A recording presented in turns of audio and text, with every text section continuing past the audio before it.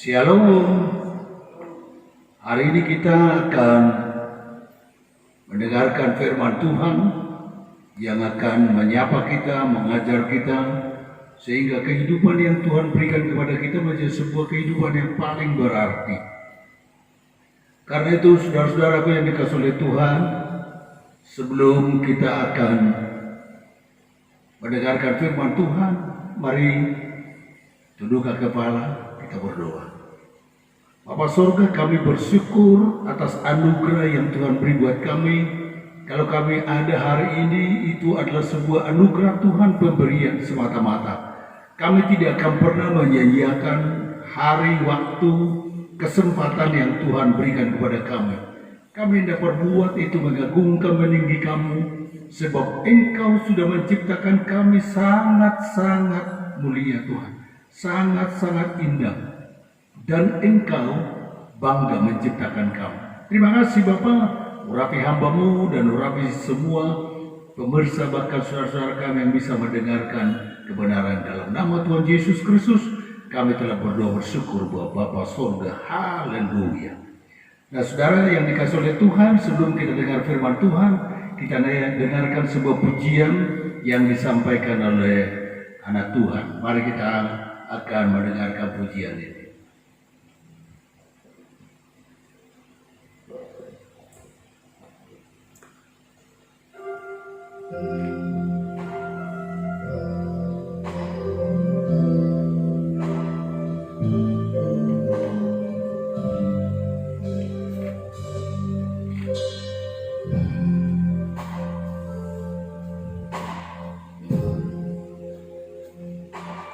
Hidup ini adalah kesempatan. Hidup ini untuk melayani Tuhan. Jangan sia-siakan apa yang Tuhan beri. Hidup ini harus jadi berkah. Ini adalah kesempatan. Hidup ini untuk melayani Tuhan. Jangan sia-siakan apa yang Tuhan beri. Hidup ini harus jadi berkah. Oh Tuhan, pakailah hidupku selagi aku masih kuat. Bila saatnya nanti ku tak berdaya lagi, hidup ini sudah jadi berkah. Oh Tuhan, pakailah hidupku selagi aku masih kuat. Bila saatnya nanti ku tak berdaya lagi, hidup ini sudah jadi berkah. Hidup ini sudah jadi berkah. Puji nama Tuhan. Baik, kita akan dengarkan firman Tuhan yang terambil dari 2 Petrus pasal yang pertama, dari ayat yang ketiga sampai dengan ayat yang ke-10. Mari kita akan dengarkan firman Tuhan ini bersama-sama.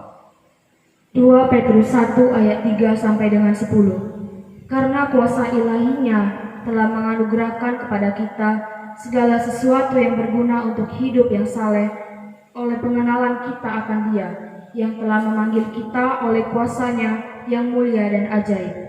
Dengan jalan itu Ia telah menganugerahkan kepada kita janji-janji yang berharga dan yang sangat besar, supaya olehnya kamu boleh mengambil bagian dalam kodrat ilahi dan luput dari hawa nafsu duniawi yang membinasakan dunia. Justru karena itu kamu harus dengan sungguh-sungguh berusaha untuk menambahkan kepada imanmu kebajikan, dan kepada kebajikan pengetahuan, dan kepada pengetahuan penguasaan diri, kepada penguasaan diri ketekunan, dan kepada ketekunan kesalehan, dan kepada kesalehan kasih akan saudara-saudara, dan kepada kasih akan saudara-saudara kasih akan semua orang. Sebab apabila semuanya itu ada padamu dengan berlimpah-limpah, kamu akan dibuatnya menjadi giat dan berhasil dalam pengenalanmu akan Yesus Kristus Tuhan kita. Tetapi barang siapa tidak memiliki semuanya itu, ia menjadi buta dan picik, karena ia lupa bahwa dosa-dosanya yang dahulu telah dihapuskan. Karena itu, saudara-saudaraku, berusahalah sungguh-sungguh, supaya panggilan dan pilihanmu makin teguh, sebab jikalau kamu melakukannya, kamu tidak akan pernah tersandung. Sebab jikalau kamu melakukannya, kamu tidak akan pernah tersandung. Tema khotbah saya dalam hari ini terambil yaitu hidup adalah sebuah kesempatan yang Tuhan berikan kepada kita. Hidup adalah sebuah kesempatan. Mari saudaraku yang dikasihi oleh Tuhan, ketika kita menyimak, mendengar, kamu perhatikan firman yang baru saja dibacakan untuk kita semuanya. Ada beberapa hal yang harus kita ketahui, karena kitab ini sangat kaya dan sangat luar biasa, terus mengajar kita mengerti kehidupan yang sesungguhnya. Bagaimana Tuhan memberikan kita kehidupan ini, supaya kehidupan ini tidak berlalu secara sia-sia, tapi hidup ini adalah sebuah hidup yang paling berharga. Hidup ini sangat mahal, hidup ini sangat luar biasa. Kalau saudara boleh perhatikan, hanya untuk memperjuangkan sebuah hidup, ketika seseorang itu berada di dalam ruang ICU, di rumah sakit, saudaraku, apapun harganya dan betapapun harganya untuk memperoleh hidup yang berkepanjangan, itu mereka tidak pernah tanggung-tanggung untuk membayar. Apakah rumah harus dijual, apakah harta harus ludes dihabiskan hanya untuk mempanjang hidupnya. Karena hidup ini sangat mahal, sangat luar biasa. Karena itu sebagai umat Tuhan, kita akan memberikan perhatian kita, memahami kehidupan ini dari Alkitab. Karena Alkitab mengajar kita beberapa hal tentang arti hidup yang sesungguhnya. Yang pertama sekali, hidup ini adalah punya titik awal, ya. Hidup yang kita miliki ini punya titik awal yang jelas. Jadi artinya bukan hidup hanya sekedar ada tanpa titik awal dan berakhir begitu saja, tidak. Tapi hidup itu ada titik awalnya. Kita lihat dalam Kejadian pasal 1 ayat 27, saudaraku. Ketika Allah menciptakan manusia, dia diciptakan ada jiwa, ada roh, dan ada tubuh. Atau ada tubuhnya, ada jiwanya, ada roh. Jadi ada titik awal memulai kehidupan manusia. Ketika manusia itu diciptakan, saudaraku, dari debu tanah adanya sebagai titik awal, dia diciptakan menurut gambar, menurut rupa Allah itu sendiri. Itu titik awalnya. Jadi ketika kita sadar, saudaraku, kehidupan ini punya titik awal dari mana, kita tidak katakanlah meraba-raba. Dari mana asalnya manusia? Karena Alkitab itu mengajar kita. Sangat kaya Alkitab ini mengajar kita tentang awal daripada kehidupan. Yang kedua, hidup adalah sebuah pemberian Tuhan. Tuhan menganugerahkan, memberikan kita sebuah kehidupan ini. Jadi manusia itu tidak memiliki hidup sendiri, tapi Tuhan yang memberi, menganugerahkan sebuah kehidupan ini, mempercayakan kepada kehidupan ini. Kalau kita memiliki kehidupan ini sekarang, kita bisa berjalan ke kanan, ke kiri, kita bisa berjalan menuju apa yang menjadi keinginan kita. Tapi ingatlah, hidup yang Tuhan berikan itu punya titik awal, sekaligus juga hidup itu adalah sebuah pemberian Tuhan, sebuah anugerah Tuhan yang diberikan kepada kita secara cuma-cuma, saudaraku. Karena itu kita tidak boleh bermain-main terhadap hidup yang Tuhan berikan kepada kita. Karena hidup ini saudaraku, pemberian Tuhan ini tentunya akan diberi pertanggungjawaban. Bagaimana kita mempertanggungjawabkan hidup yang diberi? Sama itu saudaraku, seketika ada orang kaya yang merasa hidup itu adalah miliknya sendiri, kepunyaannya sendiri. Dia pernah berkata dalam hatinya, kalau aku sudah mempunyai kekayaan yang hebat, bahkan yang bisa menghidupi beberapa keturunan, dia berkata kepada dirinya, oh, legalah puaslah hai jiwaku, tidak ada yang kurang. Tetapi hidup itu adalah pemberian Tuhan. Pada saat itu Tuhan berkata, nyawamu kuambil. Apapun yang dia katakan itu tidak akan bisa berjamin. Kekayaan, kehormatan apapun yang kita miliki dalam hidup ini nggak bisa menjamin. Karena hidup ini adalah pemberian Tuhan, sebuah anugerah Tuhan. Yang ketiga, yang Alkitab ajarkan kepada kita, hidup itu adalah sebuah kepercayaan. Kita diberikan, dianugerahkan, dan dipercayakan. Artinya bagaimana? Usia kita ini berapa lama dipercayakan? Barangkali usia kita, Alkitab katakan 70 dan 80 tahun. Ketika itu dipercayakan kepada kita, bagaimana kita mengolah hidup ini. Seperti apa saja yang kita dengarkan dalam tulisan 2 Petrus pasal yang pertama dari ayat 3 sampai dengan ayat yang ke-10 tadi. Bagaimana kita mengelola hidup ini? Apa yang harus kita tambahkan? Ayat ini tadi jelas mengajar kita mengelola hidup ini, bukan hanya sekedar, tapi hidup ini adalah menjadi hidup yang berkah. Dia katakan dalam ayat yang ke-7 dan ayat yang ke-6, saudaraku, dan kepada pengetahuan ada penguasaan diri, dan kepada penguasaan diri ketekunan, dan kepada ketekunan kesalehan. Artinya saudara, kita akan mengolah hidup yang dipercayakan ini. Kita tidak hanya sekedar hidup, tapi apa yang kita tambahkan terus bertambah. Ada kemajuan, iman kita, ketekunan kita, saudaraku, kesetiaan kita kepada Tuhan harus bertambah terus. Sebagai orang Kristen, kita tidak boleh hidup seperti jalan di tempat. Atau barangkali, saudaraku, sebuah kehidupan kekristenan tidak pernah bertumbuh, tidak pernah maju. Karena apa? Apa yang Tuhan percayakan kepada kita, kita tidak pernah gunakan. Bukan kalau kita mengajar kita, bahkan mengingatkan kita tentang talenta.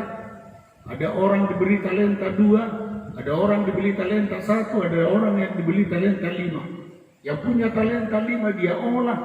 Dia bisa kembangkan itu talenta itu, saudaraku, menjadi 10. Yang punya talenta 2 dia bisa kembangkan menjadi 5. Tapi ada yang bodoh.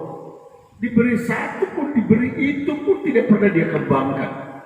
Kehidupan ini harus menjadi hidup yang bisa dipercayakan. Ketika kita dipercayakan perkara-perkara kecil, maka kita akan bisa mengembangkan. Ketika kita bisa mengolah dari hal yang kecil, hanya 2 talenta itu bisa dia kembangkan menjadi dia. Tuhan akan memberikan kita kepercayaan pada hal yang lain. Buatlah hidup sebuah kesempatan sangat luar biasa yang kita bisa gunakan dalam hari-hari kita. Jangan izinkan hidup ini menjadi hidup yang sia-sia, yang tidak berguna. Karena itu kita sebagai umat Tuhan perhatikan itu. Kalau Rasul Paulus katakan, jika aku hidup untuk Kristus dan mati untuk Tuhan. Lalu dia katakan dalam ayat yang ke-22 di dalam Filipi pasal 1. Kita dengarkan Filipi pasal 1 ayat yang ke-22. Dari ayat 21 sampai 22. Filipi pasal 1 dari ayat 21. Karena bagiku hidup adalah Kristus dan mati adalah keuntungan. Tetapi jika aku harus hidup di dunia ini, itu berarti bagiku bekerja memberi buah. Jadi mana yang harus kupilih, aku tidak tahu. Nah, saudaraku dikatakan, kalau aku harus hidup, berarti aku bekerja, harus membuat buah, harus berhasil. Jadi kehidupan itu bukan kehidupan yang hanya berlalu begitu saja, saudaraku. Kalau Salomo katakan, janganlah ini menjadi sebuah kehidupan yang pemalas, bagaikan dia memberikan sebuah perumpamaan tentang pintu. Pintu rumah itu bisa bergerak ke kanan, ke kiri, tapi dia tinggal di tempat. Tak bisa maju. Kehidupan kita, saudaraku, harus menjadi kehidupan yang paling berarti, berguna buat orang lain. Kita bisa memberikan kekuatan kepada yang lain.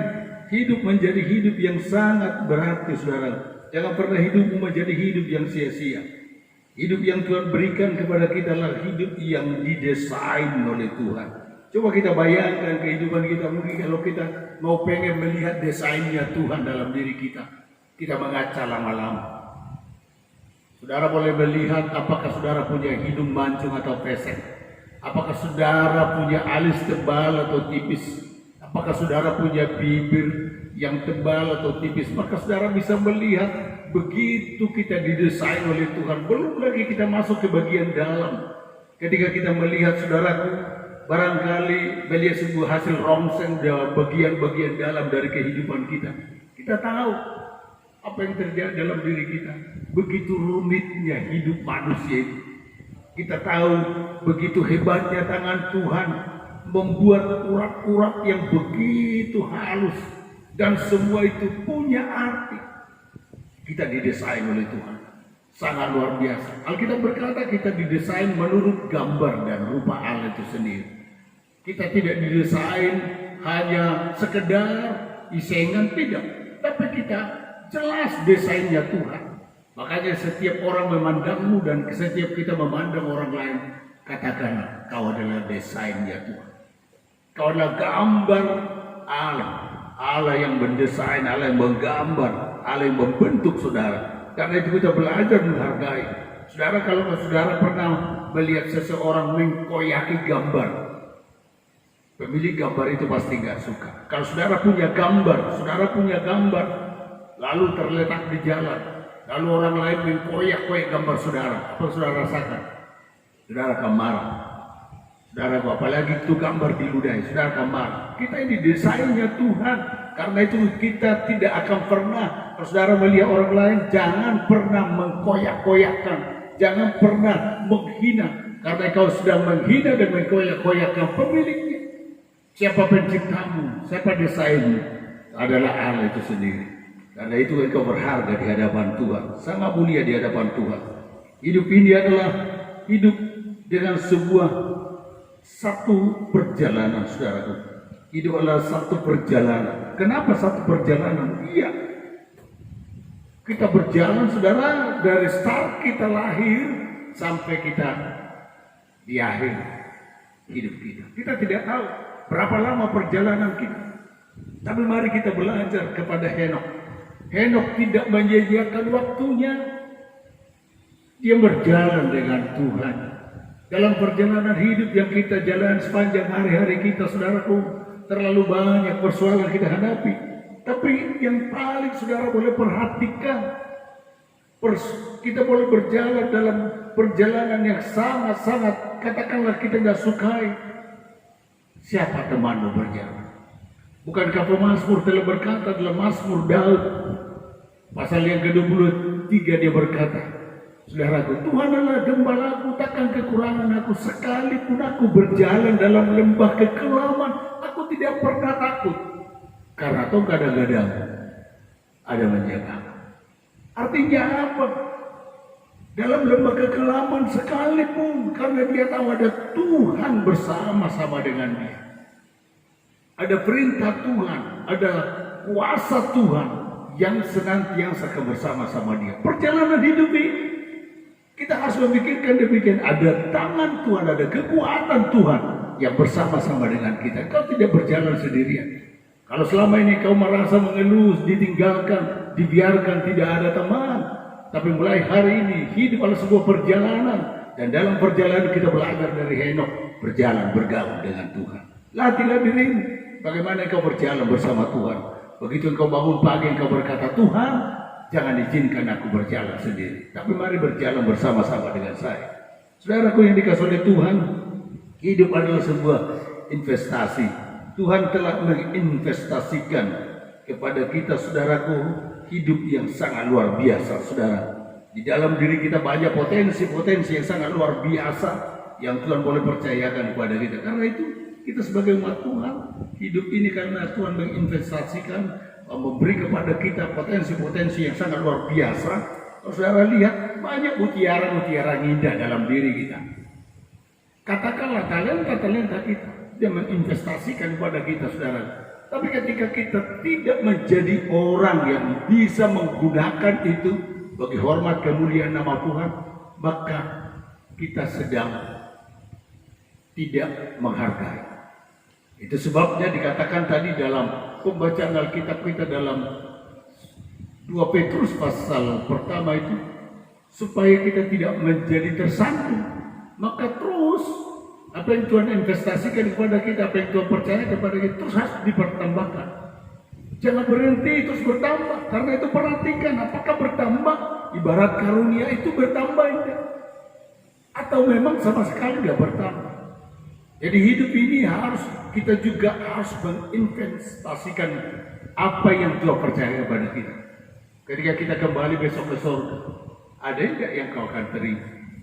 Ada enggak kau akan miliki? Karena Alkitab berkata di dalam kitab Wahyu pasal 14, berbahagialah orang yang mati dalam Tuhan, karena segala perbuatannya mengikuti Dia.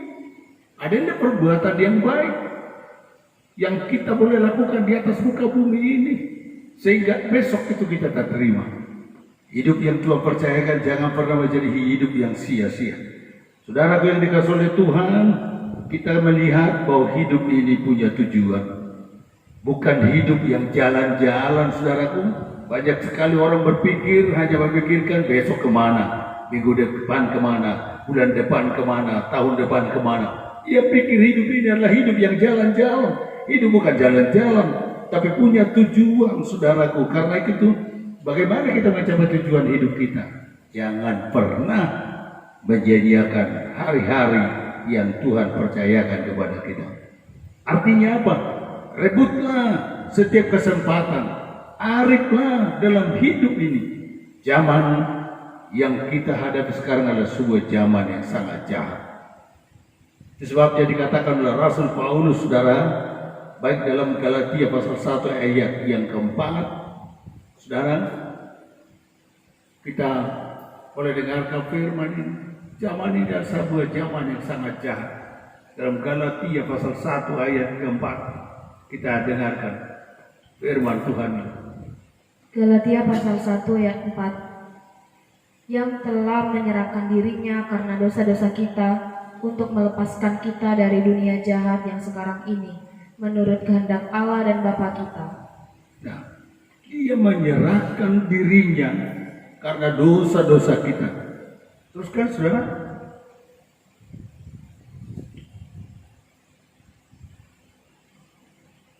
Baginya lah kemuliaan selama-lamanya. Ulang kembali. Yang telah menyerahkan dirinya karena dosa-dosa kita, Ya, terus untuk melepaskan kita dari dunia jahat yang sekarang ini. melepaskan kita dari dunia jahat yang sekarang ini.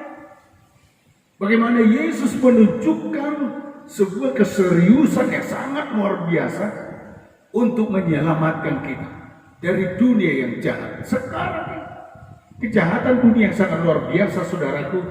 Saudara boleh perhatikan bahwa waktu yang kita miliki seringkali tidak berguna kita buat. Tuhan tidak dipermuliakan dalam waktu yang diberikan kepada kita. Seringkali waktu itu adalah kita sia-siakan begitu saja. Bahkan barangkali, saudaraku, kita hanya untuk kepentingan diri sendiri. Ya, saudaraku, kejahatan yang sangat luar biasa.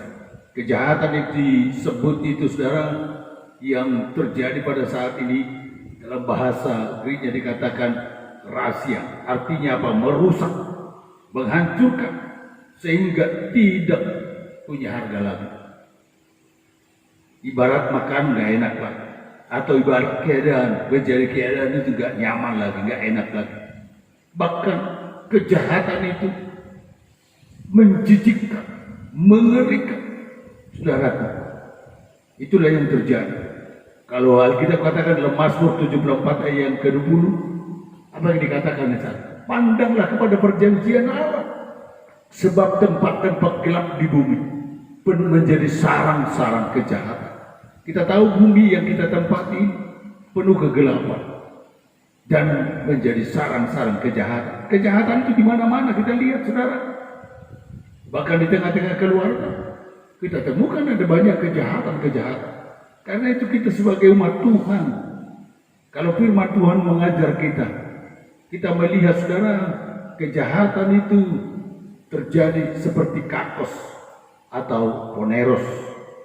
Dan poneros, saudaraku, atau atesmos, yang artinya apa? Sebuah kehidupan yang tidak mengenal hukum, sebuah kehidupan yang bahkan tidak mengenal norma-norma kehidupan. Tidak ada lagi. Bahkan kehidupan itu sudah bagaikan durhaka, saudara. Tidak ada lagi di dalamnya kebaikan.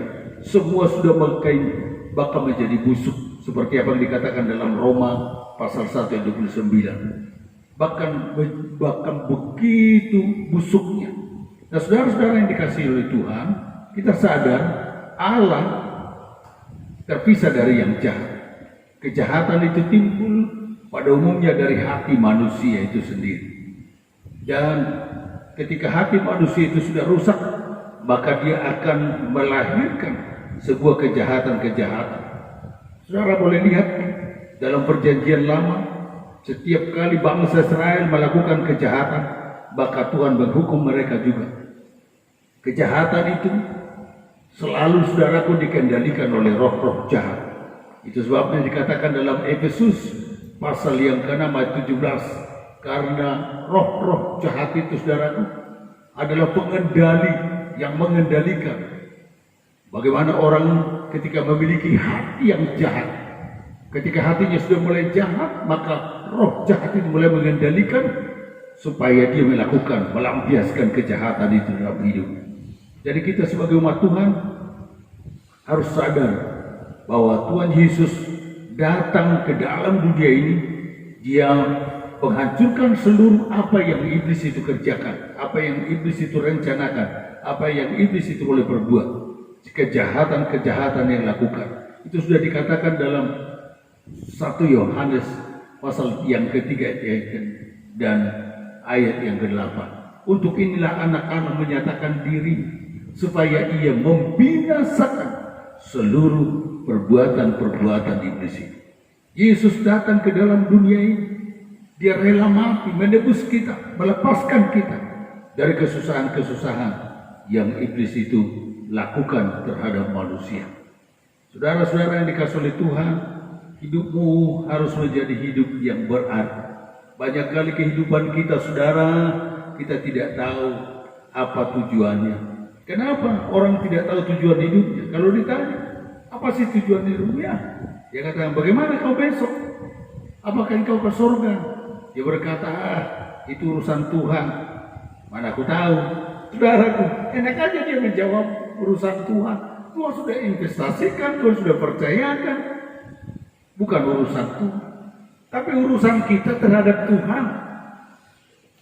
Urusan kita terhadap Tuhan.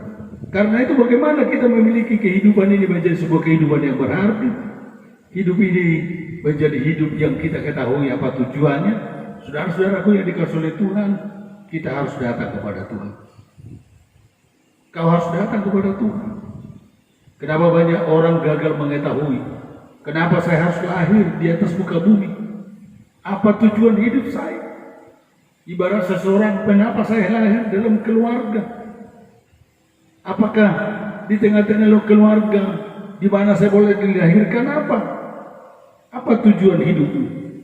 Coba lihat. Apakah yang kau lakukan atas kehadiranmu, atas kelahiranmu di tengah-tengah keluargamu? Apakah engkau jadi berkat? Atau apakah engkau menjadi beban? Apakah engkau menjadi ancaman? Atau apakah engkau memang menolong, membahagiakan dalam rumah tangga itu? Makanya kita harus sadar tujuan hidup kita jelas.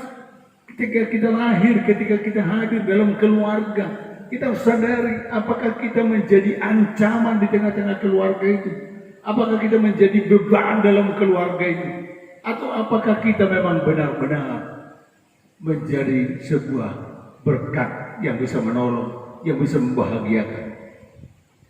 Kalau kita hadir, saudaraku, lahir dalam keluarga hanya menyusahkan, Artinya kita nggak bisa mengerti tujuan hidup kita. Tujuan hidup yang Tuhan berikan kepada kita supaya kita mengerti rencana Tuhan dalam diri kita. Yaitu saudaraku, apa rencana Tuhan? Tuhan punya rencana agar kita memiliki damai sejahtera. Sedikit lagi dari firman Tuhan ini agar kita boleh mengerti hidup bukanlah kebetulan. Kita tidak suka disebut anak gampangan, tidak jelas bapaknya, tidak suka disebut anak yang tidak berguna, apalagi kalau disebut kita anak bodoh. Kita menolak itu, kita nggak suka. Karena itu saudaraku, hidup diciptakan untuk hal yang sangat mulia. Hidup ini diciptakan agar kita memperoleh hidup yang kekal. Kita akan memandang kehidupan ini sama seperti Allah memandangnya jika kita ada di dalam Yesus. Engkau bisa memandang, engkau bisa lihat, engkau bisa tahu arti kehidupan ini kalau engkau ada dalam Yesus. Karena itu kalau kita ada di dalam Yesus, maka kita bisa mengerti, memahami betapa mahalnya hidup ini. Hidup adalah pemberian Tuhan secara luar biasa. Mahal, berharga hidup. Gunakan hidup ini untuk hormat kemuliaan nama Tuhan. Terpujilah Tuhan dari selama-lamanya sampai selama-lamanya. Amin. Mari kita berdoa. Bapa surga, kami bersyukur bagimu, anugerahmu sangat luar biasa. Kami berdoa Tuhan agar siapapun kami yang mendengarkan kebenaran firman Tuhan mengisahkan, mengajar kami agar kami hidup berguna. Hidup ini adalah sebuah pemberian Tuhan, kesempatan kami tidak akan pernah sia-siakan, tapi berguna untuk kemuliaan nama Tuhan. Dimanapun kami berada, kapanpun, agar kami hidup jadi berkat. Karena itu Roh Kudus topang kami, tolong kami, dan Engkau senantiasa akan menolong kami. Pemberitaan firman ini hanya dalam nama Tuhan Yesus. Bagimulah kemuliaan kekal sampai selama-lamanya. Haleluya. Amin.